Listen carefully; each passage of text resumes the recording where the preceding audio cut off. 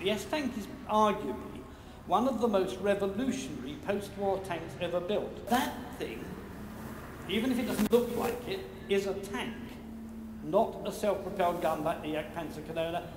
S-Tank is Swedish. It's never actually been used by any other army.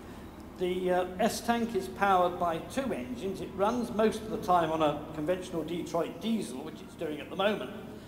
If it gets itself into a tight spot, however, it can generate a lot more power by switching in a Boeing gas turbine. It goes off like a rocket after that. The other thing S-Tank can do, which is quite unusual, it can go backwards just as well as forwards. It has a crew of 3, it has a commander and a gunner, they face forwards. And it has a wireless operator who actually faces backwards. And the idea is that if you get into a really dodgy situation and you need to leave in a hurry and haven't got room or time to turn round, you tap the radio operator on the shoulder, you say, "Sven, we're out of this," and S-Tank goes off backwards with the radio operator driving as fast as it could normally forward. So it's a very revolutionary design.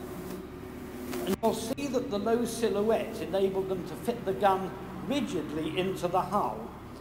The advantage of this is that the thing can actually use an automatic loader. You don't need a human being in there to load the gun, it will work automatically. So that's what sets it apart from any conventional tank.